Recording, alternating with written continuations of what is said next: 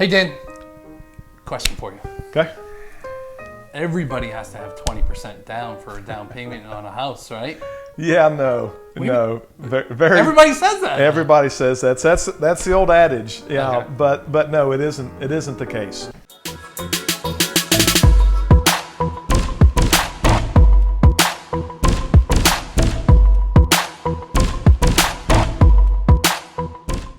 So down payments range from 0 to obviously 100%. The 20% mark that people are familiar with is an area where typically you won't have mortgage insurance. So mortgage insurance is something that that the lender buys in case the borrower defaults.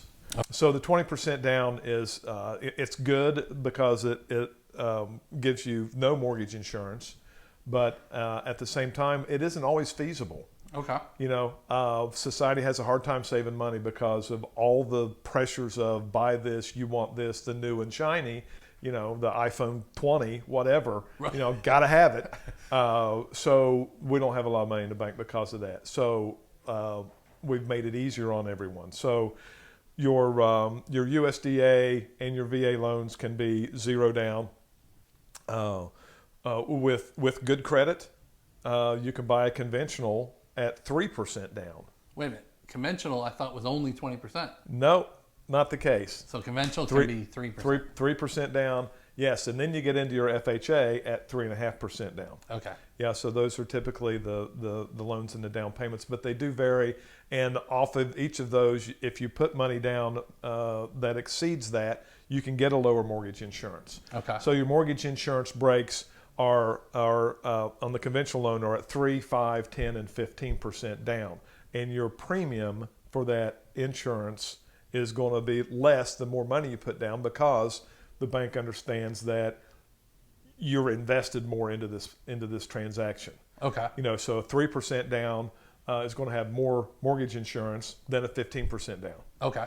So you know, you can kind of gauge that and slide it up and down to see what fits your particular situation. I can help buyers do that and do that regularly.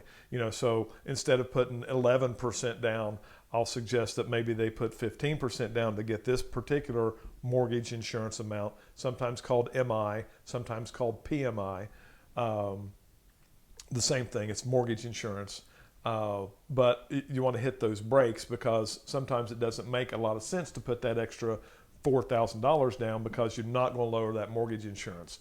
You'll lower your overall payment, but maybe that $4,000 would be better served by you, the buyer, in a refrigerator or new carpeting, or washer, dryer, the expensive of new home ownership. Okay. Yeah. Now, the money that you put down, obviously you have to have that 3.5% or 5% or whatever you're doing. Mm-hmm. Where can that come from? Like, obviously the best thing is for me to save up and keep it in the bank. Sure. But you know, what if my mother is feeling very generous? Yep. And she wants to give me $10,000. Sure. Can that be done? Yeah, it can. And the verb give is the key to that. Okay. She can't loan it to you. Okay. Because that's more debt. That's more debt. Yes. Because So the money can be gifted, it's called. So, and it can be gifted from a very close family member. It can be gifted by your church, and it can be gifted by your employer. Okay. And you know, I'm generalizing this because each loan product is a little bit different. But depending upon your credit score, the gift is very common, especially for young first-time home buyers. Mm-hmm. You know, mom and dad want to get them out of the house, maybe. Or it's cheaper sometimes to give them money to get out, right? Yes, the older they get, the more expensive they get. Absolutely. But so, mom and dad may gift them the money, and mom and dad are going to have to, at a lot of times, are going to have to prove where they got the money. Okay. Because underwriting always thinks that everyone's laundering money. It's all drug money, and everyone's a crook. I mean, it's almost, you have to be proven innocent as opposed to being assumed innocent until proven guilty. So that money can come from mom, come from grandma.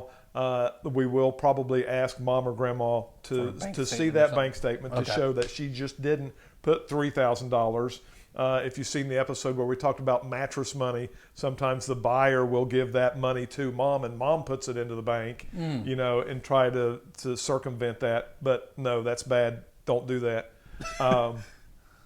So yeah, we're going to need to source that down payment from mom, from close family member. And yeah, they can use that as their down payment, which is a great benefit. What about 401k? Right.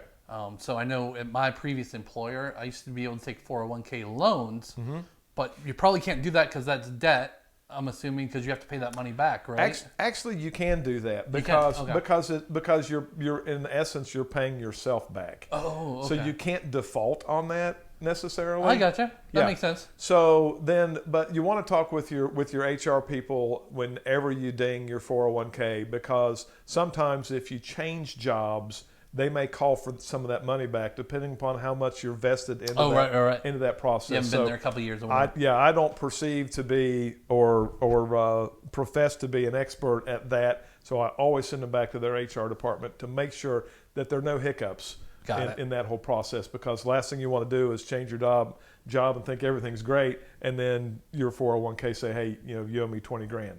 All right, everybody, thanks so much for watching. If you need to reach either one of us, please reach out. My phone number is 843-901-5111. My website is charlestonarealiving.com. And then you can reach Dan at 843-478-5612. You can text or call me there.